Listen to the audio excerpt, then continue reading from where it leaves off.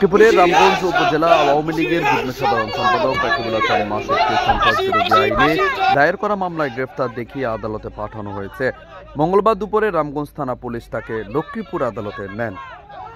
আওয়ামী লীগ নেতা মাসুদ উপজেলার ৫ নং চণ্ডীপুর ইউনিয়নের ফতেপুর গ্রামের ওহিদ ডাক্তারের বাড়ির মৃত বীর মুক্তিযোদ্ধা এম কম মাস্টার রফিকুল ইসলামের ছেলে।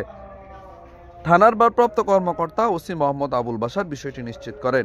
তিনি বলেন, আওয়ামী লীগ নেতা রাকিবুল হাসান মাসুদের বিরুদ্ধে সন্ত্রাস বিরোধী আইনে দায়ের করা মামলায় দেখিয়ে আদালতে সোপর্দ করা হয়। আদালতের বিচারক তাকে জেল হাজতে পাঠানোর নির্দেশ দেন। পুলিশ জানায়, গ্রেফতারকৃত এই আওয়ামী লীগ নেতা গত ৫ আগস্টের আগে ও পরে বৈষম্য বিরোধী ছাত্র আন্দোলনের মাধ্যমে সরকার পতনের পর অন্তর্বর্তীকালীন সরকারের ভাবমূর্তি ক্ষুণ্ণ করার উদ্দেশ্যে আইন শৃঙ্খলা অবনতি ঘটিয়ে গণ অশান্তি সৃষ্টির পায়তারা করছিলেন।